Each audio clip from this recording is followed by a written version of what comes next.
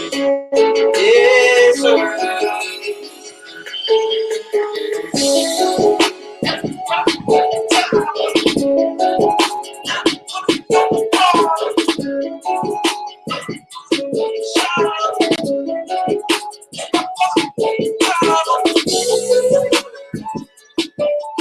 All right, man, and we are back with another edition of Preaching to the Choir. Pastor Kevin Kev, one half of the prophets from the Preach Kev Preach podcast with Rashad. I had to do another historical franchise, man. This is a team that's been dominant in the 70s, dominant in the 80s. Took a slide off in the 90s, but then you had 2000s rolled in, and they still been good ever since, from Bill Cowher all the way to Mike Tomlin. So I got three guests today. We got my boy Alfonso, man. Fonz, what's going on? What's good, man? What's good? Not much to you. Welcome to the show. I see you with the turbo towel. We got Alex, man. He's another guy from Unwrapped Sports. What's going on, man? I think you got audio. Got to mute the thing. Mute your mic. Sorry about that. There you go. Yeah, I appreciate all good. it. No problem. No problem.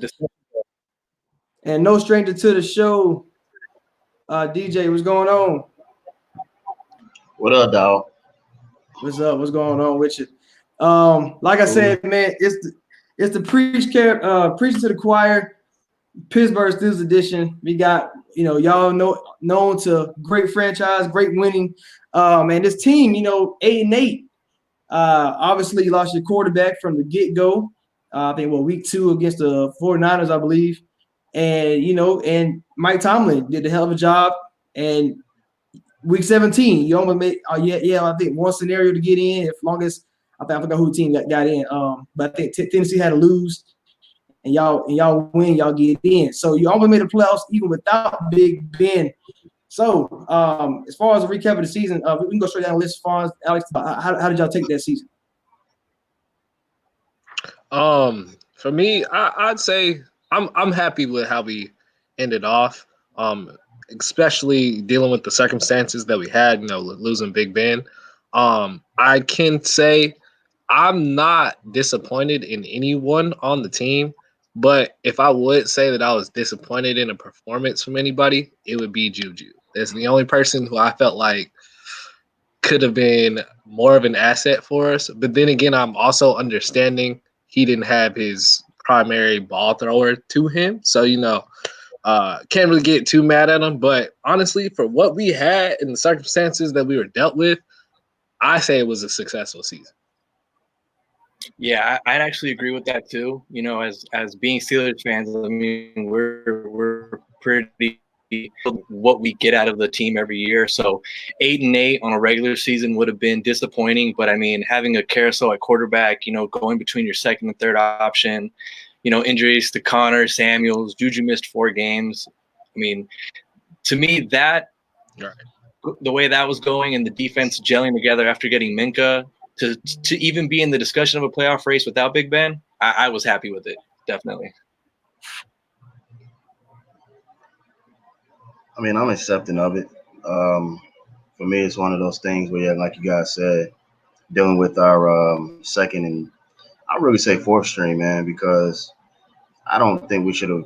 I mean, Dobbs wasn't necessarily good, but I feel like with having Duck and having Mason, I mean, we couldn't have gone wrong with having Dobbs too at that point. But I mean, you had key injuries throughout the season. Yeah, Juju struggled, but yeah, like you said, I mean, when you have those two guys throwing you the football, I mean, things can get tricky, things can get difficult. But I mean, Duck, I feel like Duck had a lot of us fooled because I mean, he was a pretty good game manager those first few games, and then it seemed like the last, he got benched, and then Mason came in, got hurt, and then he came back, and then he just never, you know what I mean? He just never could really get back to being at least decent for us. I think if he could have stayed pretty consistent, not do too much, just make the right reads, make the right plays like he was doing it initially, then I think that we would have made the playoffs and we would have been fine. Well, fine with making the playoffs. I'm not saying like we would have made a run because we see how that went. But yeah, I mean, the defense was strong. Defense was strong. Quarterback situation, it is what it is. So, I'll take it. You know, it was kind of funny. I didn't even think about the Dobbs situation. I think week one, Nick Foles went down for the Jaguars, and then that's what they made that trade for Dobbs. And then a week later, you know, Big Ben goes down. So it's kind of like, man, Dobbs would have finally had an opportunity, being what I think he was a third or fourth round draft pick not too long ago, and he would have had an opportunity to take a team to the playoffs. And like you said, which y'all all three said, with the defense being A plus, like you was right there. I mean, all the way to week 17. How was it as a fan base watching the Steelers every week without Big Ben there, being that he been started there since what 2004, 2005? Like how did y'all feel like watching it without number 7 back there? Bro, for me, it was weird. Like, honestly, it added a level of anxiety for me. Like, I was nervous game to game.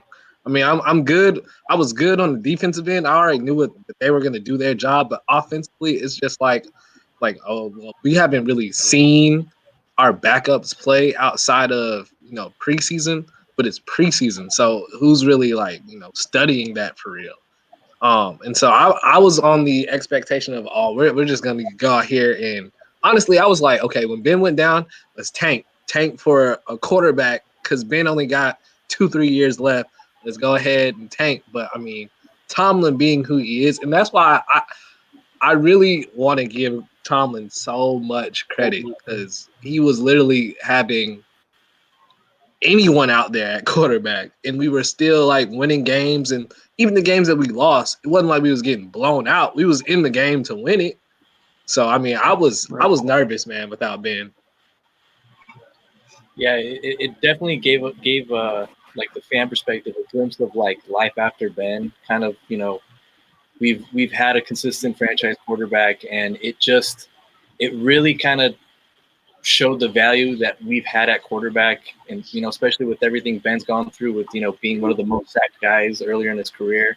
It definitely kind of made me appreciate Big Ben a little bit more, just because he changed. I mean, I have some notes here, like for example, like with Juju, I know this was going to be a big year for him to try to step up and show he is that number one receiver. And overall, I mean, he had 42 receptions on 70 targets, 552 yards, 3 touchdowns. But when I broke it down with Big Ben, it was 16 targets, 11 receptions, 162 yards. That was 73% catch percentage, 81 yards per game. That was 2 games with Ben. That's a small sample size, hard to really use that for anything. But without Big Ben, he had 54 targets, 31 receptions. That was only 57% catch rate, 390 yards. That's 32 yards per game. So there was a huge misconception. I think Juju kind of got a little bit of that slack because, this was his year to show what he could do without AB. But, overall, I mean, I think it was definitely a very centering a new era of what could be post Big Ben. Yeah, I felt I was pretty blown when Big Ben went down, just because, like you guys said, you can get a glimpse of what life will be like without Ben. And I think as Steelers fans, yeah, we haven't won a Super Bowl in 10 years or 11 years, whatever. But he got us 2. Without him, I don't think we get a Super Bowl anytime soon, or we even in contention for one year in and year out for the most part. So, I think Ben gets his knock for sometimes being a gunslinger and, holding on for the ball too long, things like that. But he's always made plays, regardless of, sometimes having turnovers. I mean, that comes with taking risks.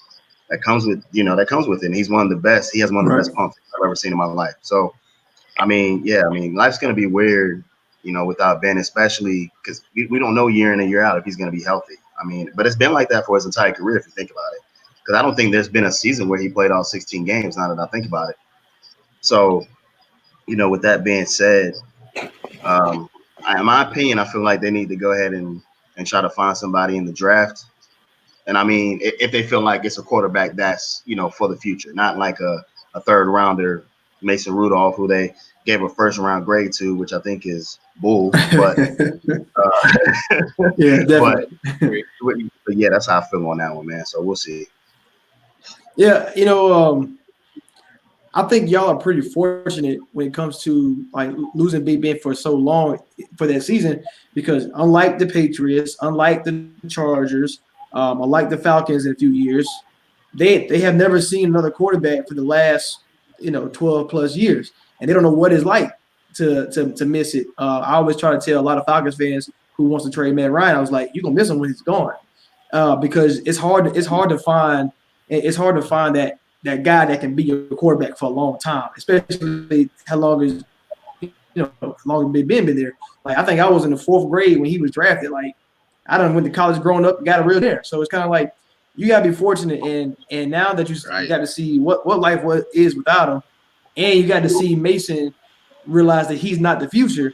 It's kind of like a blessing in disguise. You think about it, because he did come back, so you're still gonna be a good team next year. And then, okay, we know at the background we have to go find that replacement, because we don't want to have this high ceiling. All of a sudden, we're wasting talent like the T.J. Watts and the Minka to find and we're struggling to be 8-8 because Doug Hodges and Mason Rudolph just not it.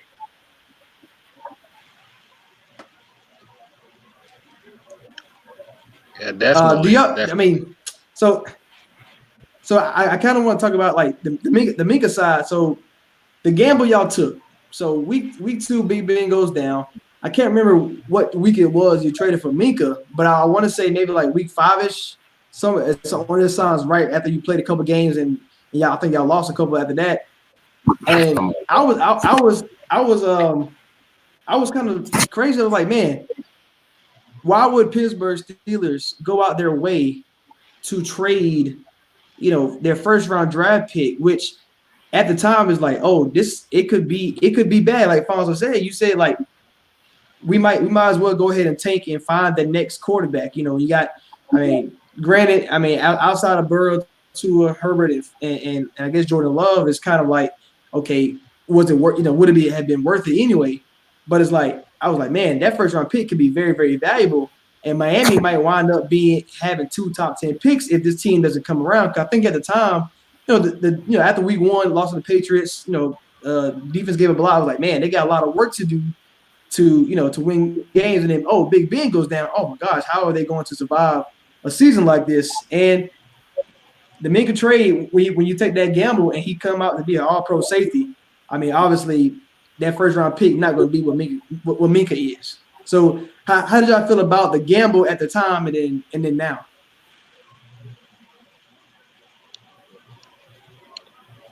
So when I saw the notification from Bleacher Report, and I was like, first I saw the name, so I was like, okay, he's good. I'm thinking back to his Alabama days and all the stuff that he did there, and I'm like, okay, that's good. Then I saw all the stuff that we gave up for him. I'm like, dang, like why did we use all this? And we know we're about to struggle for the next rest of the season. Like, that's a big gamble on a defensive player. But then again, I'm also thinking about, okay, what was our base in those years in the 70s of when we were dominating things? Defense. And when we were like going back in the 90s and stuff, defense. We're a defensive organization. And so thinking about it in that light, okay, yeah, it's a big risk because we don't know what's going on with our offensive situation as far as with our quarterback. We still got weapons. We still got James Washington. We still got Juju. Connor, but we still got other running backs. But build up that defense, and then we can go worry about what is our offense going to look like. Minka, man, we ain't seen nobody like Minka since Troy in Pittsburgh. And Minka is giving me strong Troy vibes, and I hope he stays there the rest of his career, because in the rest of the games that he played for us, man, he is a Steeler. He is definitely a Steeler. Yeah, I definitely agree with that. I literally, as soon as the season's confirmed, I'm running to go get my Minka jersey. I remember when Stephen A. Smith went on that rant where he just tore us apart for making that deal. And I just remember just thinking, like, I'm going to trust the front office. Like, they know what they're doing. I mean, we've been successful for all these years. Like, they're making a big call here. To me, that kind of made me think that there's a sentiment in the front office that thinks Ben's going to be there for at least another couple of years for them to invest in the safety to kind of, go all in. Because if you guys remembered when Rudolph got drafted, Ben was kind of upset, like, hey, I only have a few years left. Like, let's not use draft capital for that just yet. So I was a fan of it, but I was also kind of the optimistic fan. Like, I was high on Minka back when he was in Alabama, and I thought he was like a great prospect. And, I thought he could have been one of those players that had that X factor that make him that much more efficient. But yeah, Minka was godsend for our defense. Like, I have a stat here. So we actually got him after week 2, and in weeks 1 and 2 on deep passes. They were 4 for 7, averaging 22.1 yards per attempt, 3 touchdowns, and a passer rating of 141.4. After acquiring Minka from weeks 3 on, they were 3 for 15, 5.6 yards per attempt, 3 interceptions, and a 2.8 passer rating. I mean, it was a gamble, I definitely think, but he definitely got the Pittsburgh Steelers their money's worth and way more. Oh, definitely. DJ. Yeah, tagging on, adding on to what you guys said, man. Yeah, it was worth the gamble at the time. Like I said, I mean, I knew Minka was good at Alabama and all that good stuff. First, I didn't know what to think. I mean, I liked it, but for a first round pick, I was like, I don't know about that. But like you said, I mean, it ended up working out because, I mean, think about how bad our defense looked before he got there. And it's crazy to say that because for one player to make that huge of a difference speaks volumes. Mm-hmm. So, and you're right, he does give off those Troy Polamalu vibes. He saved us in a lot of situations. I think what he have was it 5 or 6 interceptions? I can't remember. Anyway, Yeah, 5. 5. So with that, and he had what 2 for touchdowns, right? Correct? Was it 2? One or was it interception and one was a fumble return. One was a fumble, and then one was okay. Well, either way, the point is that he's a playmaker. He's always in the right place at the right time. He's saved us in a lot of situations where Edmonds is getting burned, and he's covering his butt. Speaking of Edmonds, I think quarterbacks that were throwing in his direction, I think they had a perfect passing rating when Edmonds is defending whoever the quarterback's targeting. But that's a different discussion for a different day. But as far as Minka goes, excuse me, great trade. Hopefully Ben, like I said, Ben comes back healthy. That defense can stand strong for next year, and I think Steelers can make a run if that happens. Do y'all believe that? Do y'all still believe the saying that defense win championships, or do y'all think y'all offense needs to, even with Big Ben back, do y'all think y'all need to? This offense need to be a top 10 or a top 15 and still be at that elite caliber, or you think now the defense there, you can kind of like as long as the offense can give us 24, we should be good enough. I don't know. Honestly, I'm kind of leaning towards that as far as like the offense puts up their points. Just give us enough because the defense is gonna stop people. Now the only games I would be concerned about that is like playing against Kansas City, New Orleans. Those like if the opposition has a really really talented offense, then yeah, it's a little bit of a question as far as like what do we have on our offensive end? Because boy, like before we do anything else, like I understand our quarterback situation. Ben's getting old. We've got to get a consistent running back. We've got to get a consistent running back. James Conner is not the answer. He's not the answer at all. And Pittsburgh dude and played at Pitt and had his cancer thing and I'm here for all that. But man, he is so injury prone. And he's not helping. Like I thought I wasn't gonna miss Le'Veon Bell, and I missed Le'Veon. I miss him. So I'm not really concerned about our offense unless we're playing like one of the heavy hitters in the league. Because I have that much confidence in our defense. And I feel like our defense, they have a chip on their shoulder. Like they play like people don't respect them, and that's not the case because people do respect them, but you can just like see the energy with everyone on the field when TJ makes a play and when Edmonds the few times he does, but they just have a chemistry out there. They just have a chemistry out there. I don't know how to explain it, so that's my take. Yeah, with the phrase defense wins championships, it always kind of reminds me of the 2007 Super Bowl with the Chicago Bears going against the Colts. You know, that Bears defense was on a crazy scoring pace. It was almost kind of like what the Patriots had this year. And, you know, I do believe defense wins championships, but you do have to have a competent offense on the other side. Like, you don't need to have an all-pro offense on the other side. If your offense can go out there, put 20 points on the board, you're fine. Like for the Chicago Bears reference, the Bears, they had that kickoff return on the initial kickoff. That was crazy. Then they scored in the 4th minute they scored with 4 minutes 33 seconds left in the first quarter. Touchdown throw from Grossman to Muhammad. That's in 11 minutes. They had 14 points.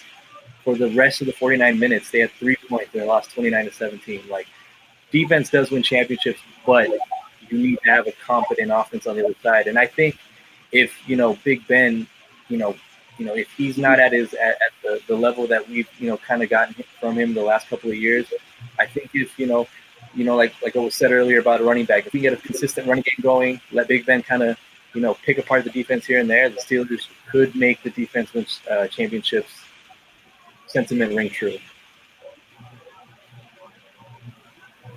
Yeah, for me, man, defense does win championships. But yeah, you definitely need an offense that can put up some type of numbers. Because like you said, look at the Patriots, for example. They had a phenomenal defense last year. They didn't really have any weapons for Tom Brady to throw to. Also, Tom Brady struggled a bit this year as well. And you see what happened. Once they got to the playoffs and they faced a team that's pretty good in both, then they struggled. So, with that being said, as long as the Steelers can put up 30, I think 30 a game is reasonable with this offense. I think it's reasonable. So, I mean, if they can put up 30 a game and the defense can continue to be a top 5 defense like they were this past season, then I don't see why, we can't be successful and make a run. But you have to look at it from a standpoint of, I'm touching on the respect thing as far as the defense.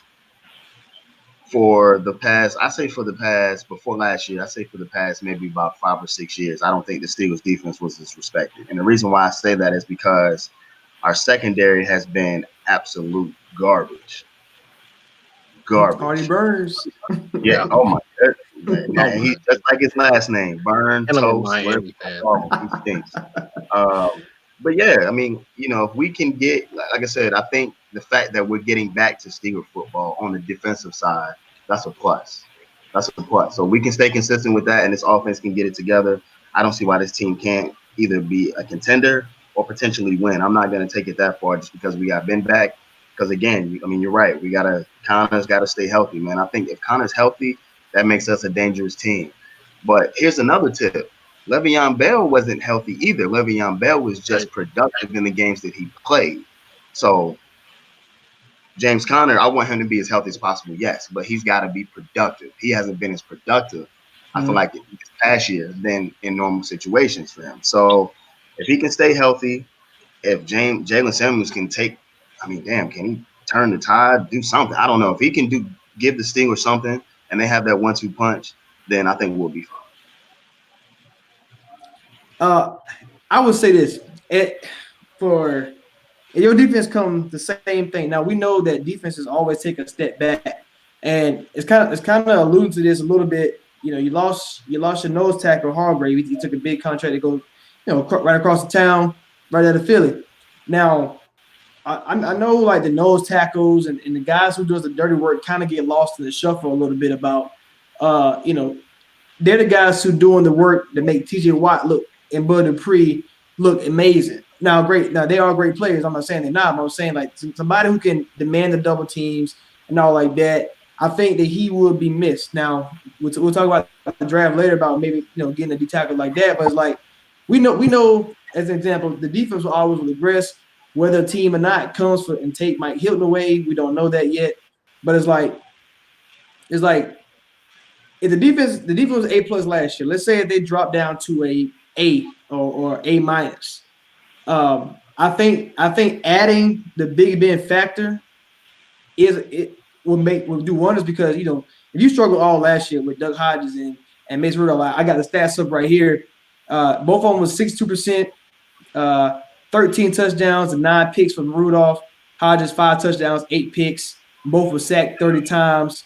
So yards attempt, only 6 yards passing. Like Big Ben is miles ahead, a bit better than them. And even if he wasn't 100%, even if he's not the Big Ben of the old, 85% of Big Ben I'll take over these two quarterbacks any day of the week. And I think when you add that, if you add a more consistent run game, those factors alone, it's kind of like we'll do like a balancing act of your defense taking a step back. Because I always say when you see a defense is great this year, it's usually never the same thing. Like I expect y'all to take a step back. It might not be a great step. It might not be, it go from historic to great. How I see it. Like the 49ers will take a step back. We saw the Bears take a step back this past season. So it's kind of like, okay, if we can balance that out with a Big Ben there, a better running back. I mean, James Conner, at least he showed up every game. He just didn't make it through for most of them. But maybe Snell gets the chance. Maybe you go out here and draft one of these guys, second round, third round. But if you have that balancing act, 30, you might not even need to score 30, 27, 24. It depends on who you're playing. Like Fawn said about playing Kansas City and the Saints of the world, you may need to put up 35. Big Ben had to get into his old tricks and old bags and do stuff like that. So do y'all think y'all have enough weapons on the outside? I know James Washington, Juju, and who's the other guy missing? Johnson. Deontay Johnson. Johnson. I like him a lot. I think he showed some great signs at the end of the season. And if he take another step, all this adding a better quarterback, I'm saying like the offense, it might look terrible last year, but I got high hopes, and hopefully you draft a running back because it's a lot of good ones. I mean, I for one, I think with Big Ben coming back, that should give Juju some value, a little bit more than what he had before. James Washington really came on at the end. He really developed a lot more this season. You could see the strides he made from the year before that. Deontay Johnson, he doesn't get a lot of praise for his stats in his first season, but he had an average of 6 yards of separation from defenders when he on average on routes. So I mean, he's definitely running his routes sharp. Making a good first step. And I think the addition of Ebron could be what we kind of expected, maybe Vance McDonald to become in the red zone that he ultimately didn't, unfortunately. So I think with him and then having Vance being that number 2 guy, that might even give Vance some more room, when he's out in the secondary. So I think what we're missing is probably just another consistent running back, which, if one of those top 3 guys fall to us, I would say that would probably be that one additional playmaker to kind of incorporate with his offense. Yeah, I would agree with that. Honestly, and I like that you brought up the addition of Ebron because we've been relatively weak at the tight end position since Heath retired. Jesse James was decent for us, and I actually was kind of hurt when we let him go because he was pretty good. I liked him. But I think Ebron's gonna make a huge difference. Just to have that another big target to throw to. And honestly, man, in my case, I think we're pretty set at every position. The only position that kind of causes a little question is the running back position. But I would like to see Tomlin and them running back by committee like we were doing. But I just want that committee of running backs to be consistent. Like we've seen that Snell can make plays, but his ball security was a question. We've seen that Connor can make plays, but he's injury prone. And Samuels is fast and he can make something happen. But we just need everyone to be consistent. So I'm just hoping that, with the offseason that everybody's working and gelling. And because honestly, our defense is good and we have the weapons on offense.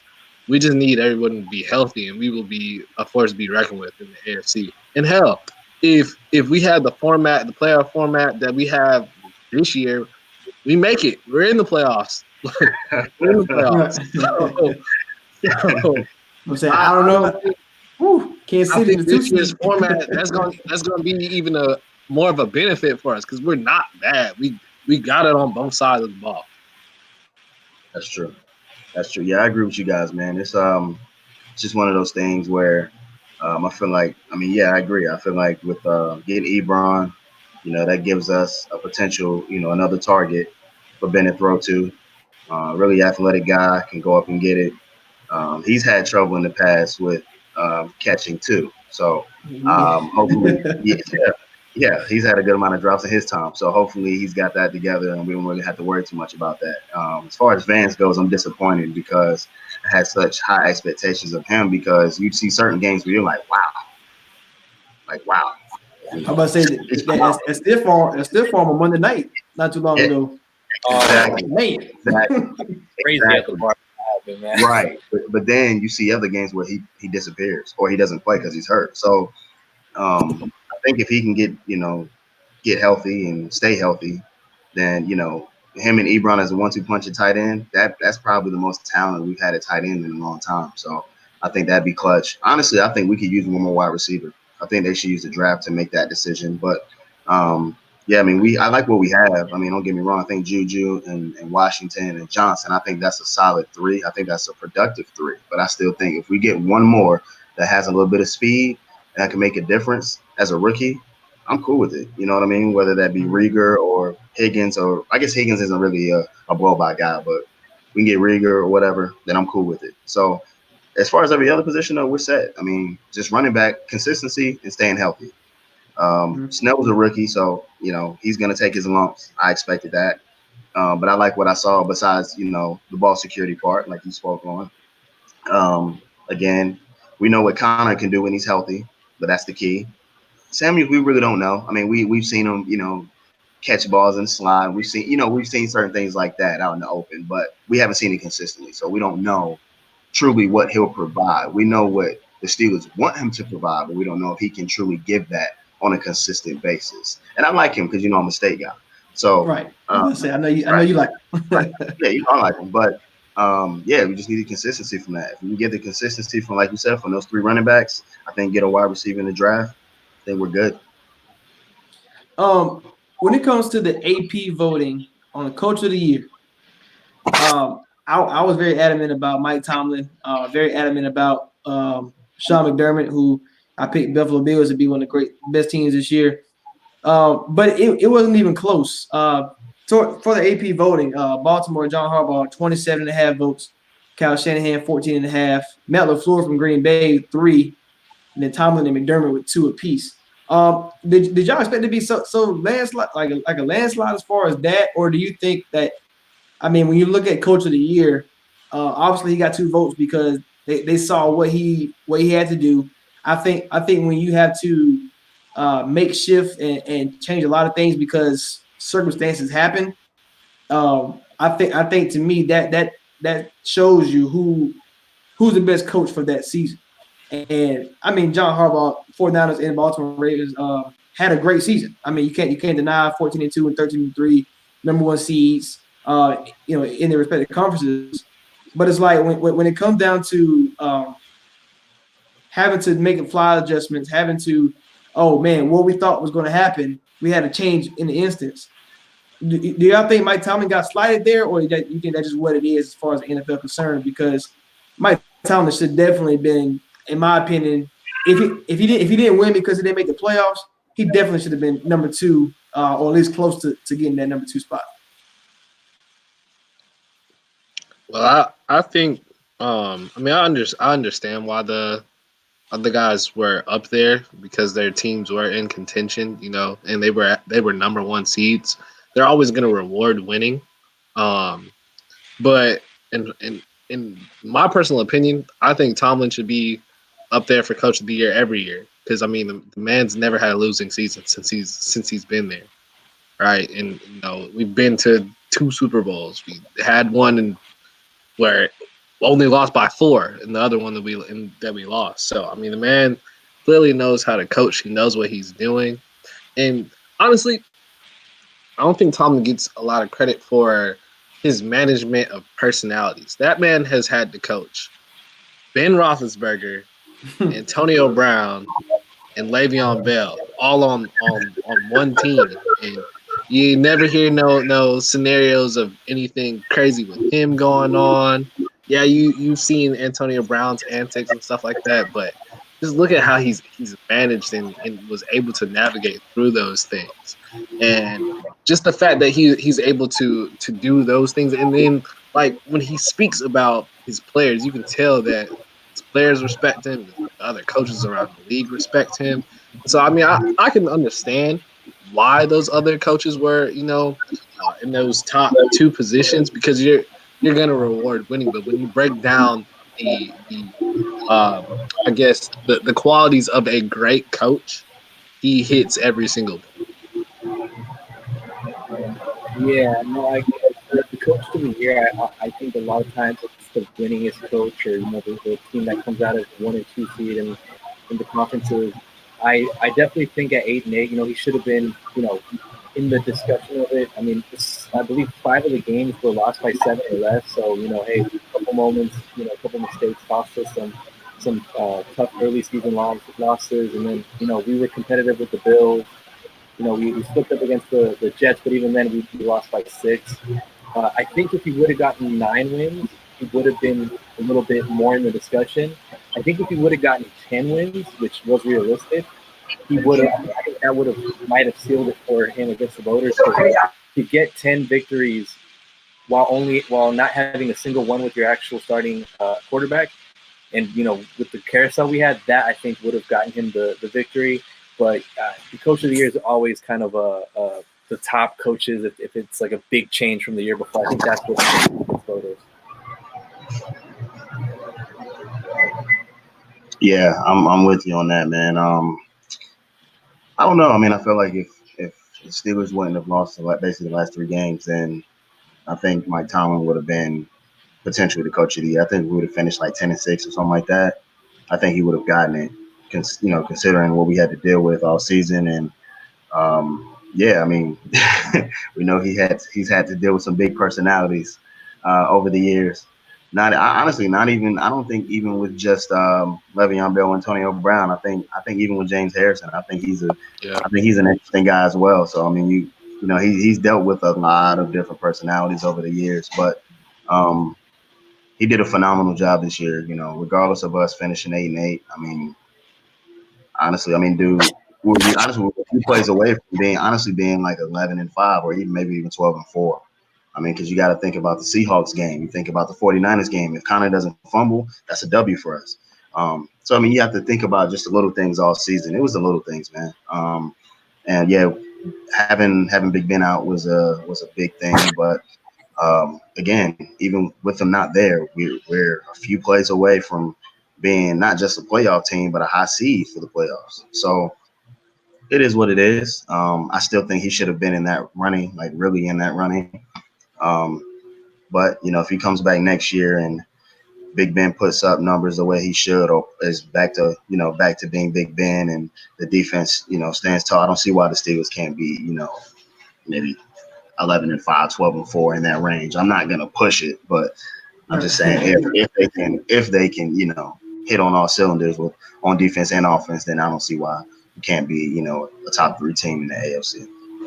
What was up with all this Mike Tomlin hate about fire Mike Tomlin? I've seen that a lot. End of last year, prior to the start of this year, about hashtag fire Mike Tomlin. I've seen that way too much, and I'm me, as of where he came from the Vikings. I'm like, y'all took it from us. You gonna fire him like that? You should have given back. So what are y'all like opinions on, like, the other Steelers fans who want to see one of the best coaches, to me, a top 3 coach in the NFL, out the door? I think it's Go ahead, bro. Oh, I was just gonna say, with a lot of the Steelers fans on Twitter, it's Super Bowl culture. It's like the ring culture that comes with the Yankees, comes with the Lakers, it comes with the Celtics. It's like a lot of people are championship or bust, and they tend to be ignorant to the fact that there's not a lot of teams that are consistently in the running for the playoffs. Like you have to, they tend to forget that because they're like, oh, we haven't been in the Super Bowl recently. Oh, this coach sucks. Like that's the spoiled level of fandom we have with the Steelers because Tomlin hasn't had a lose yet. For him to go 8-8 or better in each of the seasons, I mean, people just get used to it, and then they're just like, all right, if there's no Super Bowls, we got to find a new guy, which I didn't get, but I did see that a lot on Twitter. Yeah, same thing with me. Folks are just too wound up in Super Bowl or bust and not really looking at, okay, what was the team that he had? What was the culture that he had at that time? How did he manage that? How did that overall team with the talent that he had, how did they produce? And they've produced every single year. Have we had some disappointing years where we probably should have gotten to the Super Bowl?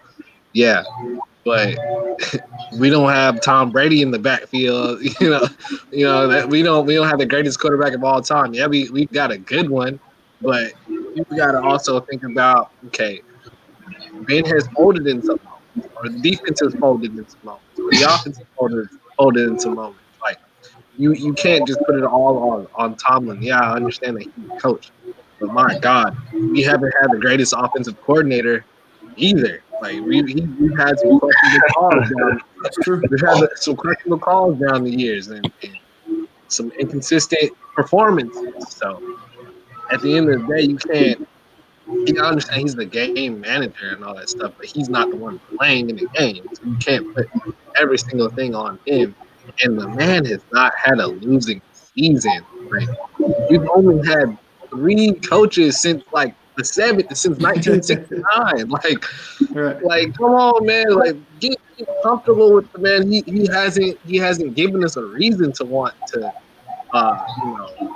lose him. And then I don't really want to take it to that, but Pittsburgh, Pennsylvania ain't the greatest race relations city in the world either. So you have that aspect of it too, where you kind of get those other fans who kind of don't want, they see him doing bad, quote unquote, which he's not even doing bad. They were like, okay, let's get rid of him and move on to the next. But I mean, I don't want to be like those organizations that are at the bottom and we're recycling coaches every single year. No, that's not what the Looney family does. They're gonna give you the chance to prove yourself. The man is proving himself. So until my sentiments of once Mike Tomlin don't want the job, that's when time to let him go. Just like Cowher did, just like I can't think of his name right now. Chuck Noll before. Same thing. I agree. He's proven his worth. I agree 100%, man. Yeah. I mean, you got to think about it from every standpoint, man. With every fan base, you have some idiotic, unreasonable fans. Right.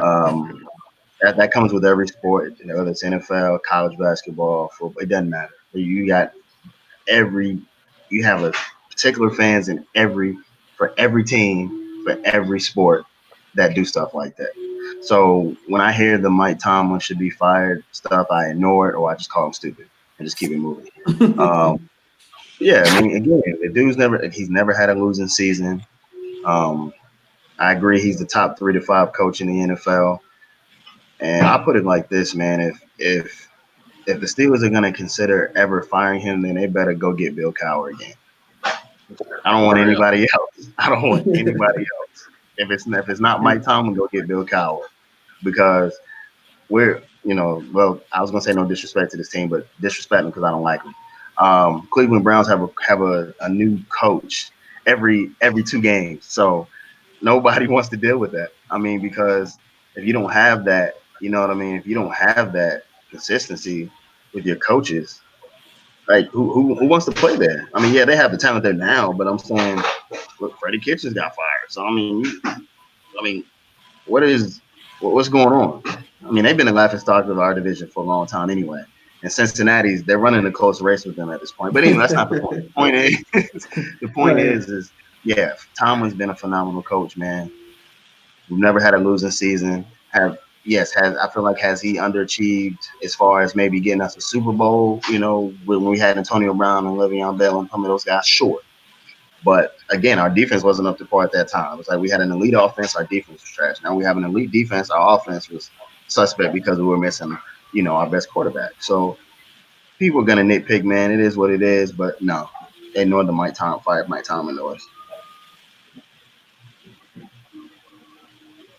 Yeah, and then add Alex on that. Are you good? I mean, one thing I do want to say about Tomlin, like we all know, Troy Polamalu is this very quiet, very reserved person. Did you guys hear the story about how he was telling Dick LeBeau if he could hit Antonio Brown during practice? You guys hear about that?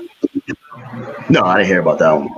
Yeah. So apparently, AB was being disrespectful to Dick LeBeau, and Troy Polamalu got upset and literally asked him like, "Hey, can I lay this guy out?"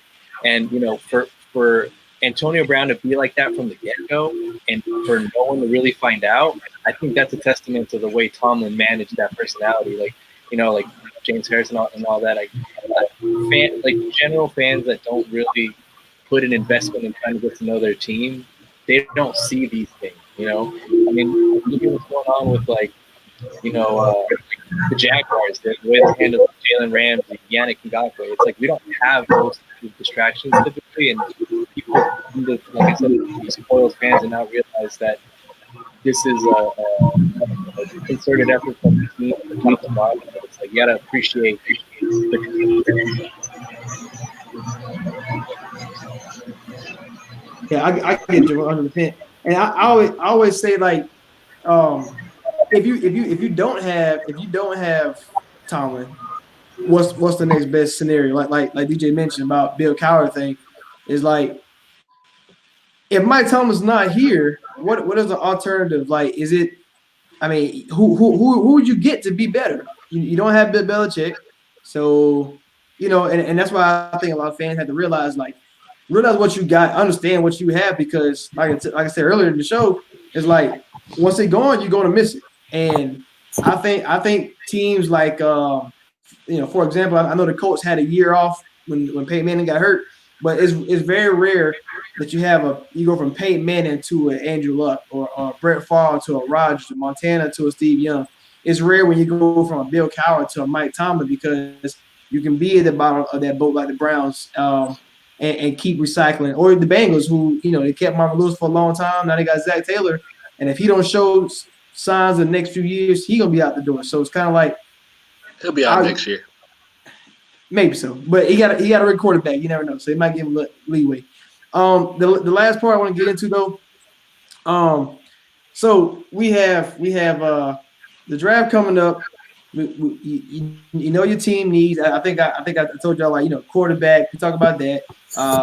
The nose tackle position, losing Hargrave. I don't know if you have anybody in the Rams to step up into that, or would you have to go draft on and talk about the running backs, even a receiver in the next few rounds. What would y'all say are guys that you're looking to? I think y'all don't have a first round pick, so you're in the second round.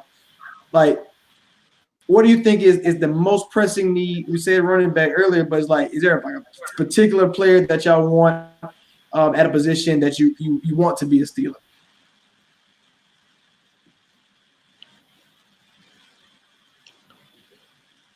For me, as far as that goes, I'm not really sure. Just defensively, as far as with our nose tackle position, I've been looking at Rashard Lawrence from LSU.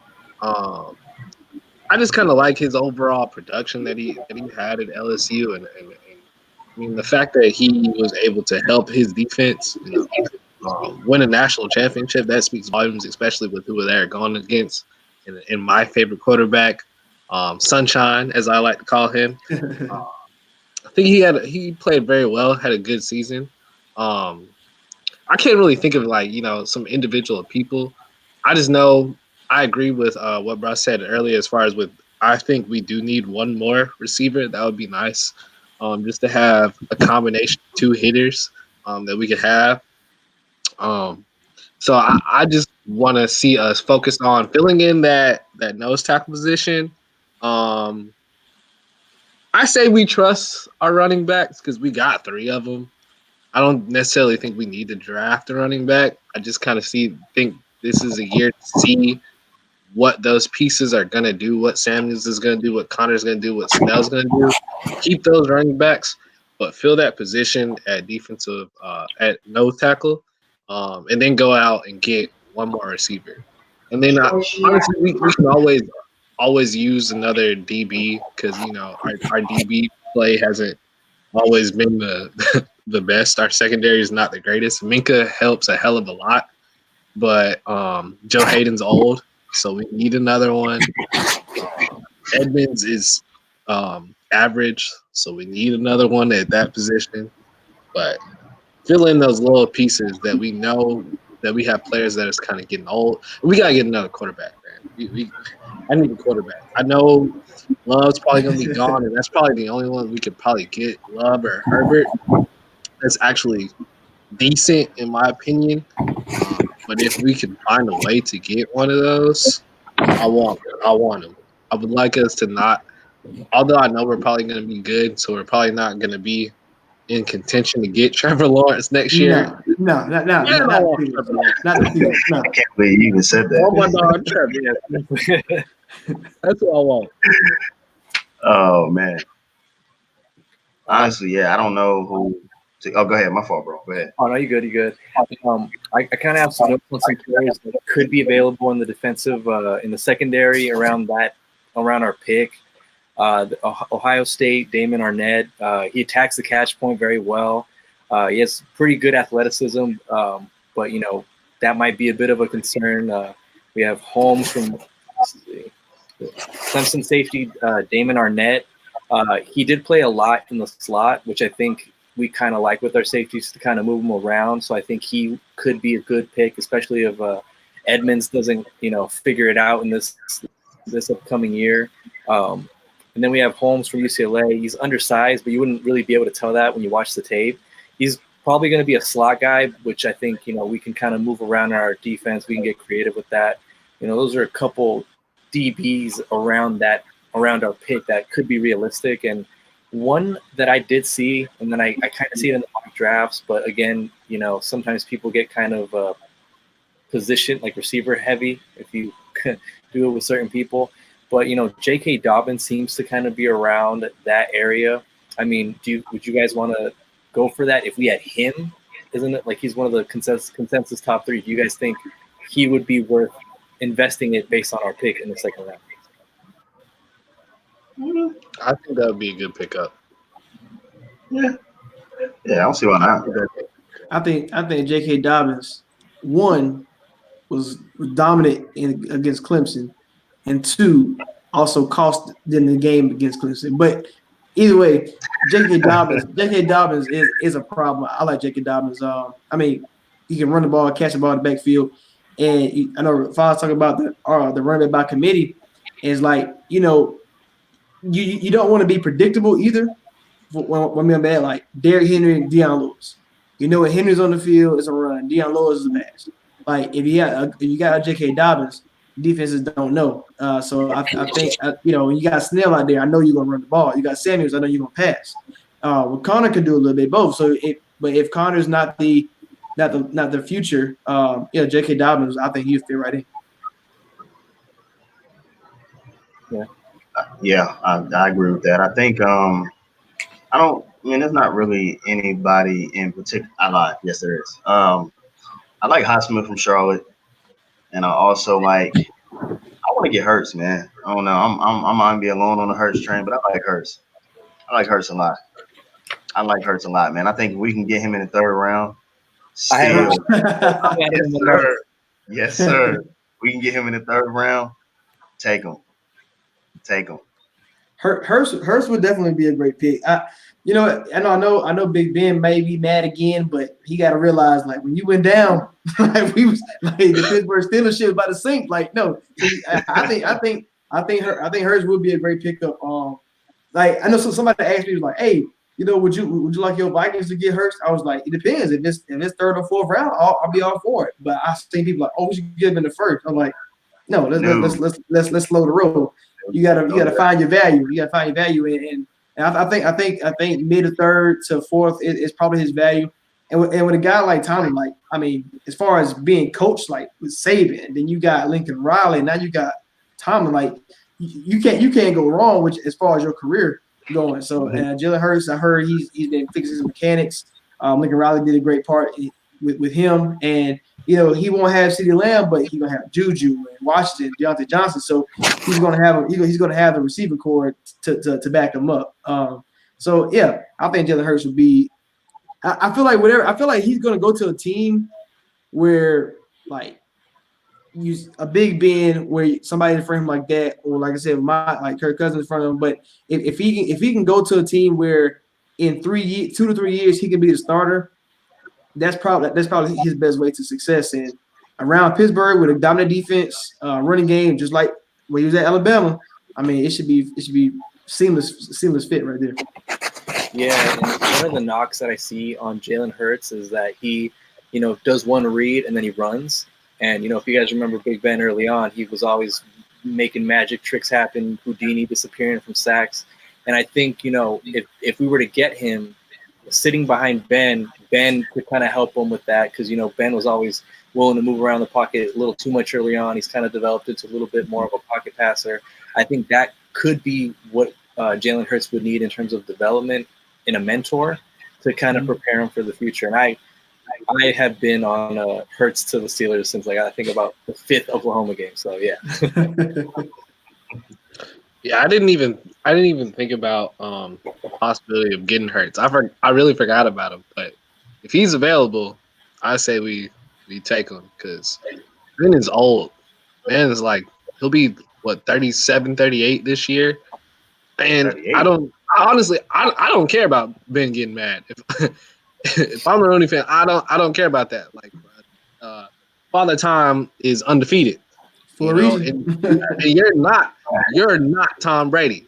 You move more than Tom Brady. You're bigger than Tom Brady. You've had way more injuries than Tom Brady. So, truth be told, Ben ain't gonna last till Tom Brady age. Like, he can say he wants to play that long. Ben got a good 2 to 3 years left. He's out of it. And the Steelers would be stupid to not prepare for the future for that quarterbacks. If Hurts is available, you have to take him. You gotta take him. Yeah, I was pretty adamant about this offseason about, like I said Chargers are going to set the trend. First the Giants did it with Eli Manning. Chargers got rid of Phillip Rivers. I know Bill Belichick. I know Kraft wanted to keep Brady, but I know Bill Belichick didn't want to, because he knew it's that time. And I think, it's 3 guys. I would say 3 guys next in line to be on their way out. And I was like, well, when it comes down to it, I know this year is a different story, but it's like, okay, we Big Ben has to be out of there. The Lions have to go move on from Stafford, and the Falcons as well with Matt Ryan at some point. So I think all 3 of those guys have 2 or 3 years left as far as, that kind of play, and you've been around for so long. So teams going to start looking at it, and you got to prepare. And I think like I said earlier, this was a blessing in disguise for them. We get hurt. So before we get out of here, I'm gonna give y'all your own camo shot. I want y'all to say one thing about the Baltimore Ravens, y'all division rival. Whatever you want to say to Ravens fans about the Ravens, anything like that. So I'm gonna go down the list, Fonz, Alex, and DJ. Fonz, so I'm gonna give you the floor on what you got to say to the Baltimore Ravens fans. Well, hopefully I can curse. Go ahead. Go ahead. Fuck the Ravens. Fuck everything that y'all stand for. Fuck the Harbaugh family. I can't even lie. I kind of wish Lamar had went to the Steelers. He's really good, but y'all got what y'all deserved. y'all not y'all not all that y'all think that y'all are, and just let y'all know in Baltimore, we're coming. We're coming. We don't lose in the first round like y'all do. We're coming. I like it. All right, Alex, there you go. You got the floor. All right, to all the Ravens fans, we're probably going to flood our mentions. Don't get used to the division crown. We're here to take it back. Lamar Jackson, he killed it this year. Just wait till everybody starts game planning him. Now that they've seen him in this type of offense, we got the most Super Bowls for a reason. Big trusts. I like it. All right, DJ, go ahead. Hey man, for all the Baltimore fans that I know, hold these. And yeah, I mean, I got the best of us this year. We should have got you the first time. Y'all killed us the second time. It is what it is. The sun shines on the dog's ass someday, excuse me. So it is what it is. We coming for y'all. Y'all lost in the first round, didn't do anything. So that season went to shit. It is what it is. But here we go. I like it. Here we go. I got the hashtag up for y'all, man. Appreciate y'all for joining me, man, on this one. Preaching to the choir with the Pittsburgh Steelers edition. Appreciate your fans. Appreciate you, Alex and DJ, once again. Thank you for having us, man. Thank you, blessing. I'm gonna let the music take us out. Shout out to my boy Tay for making this beat for me. If it plays.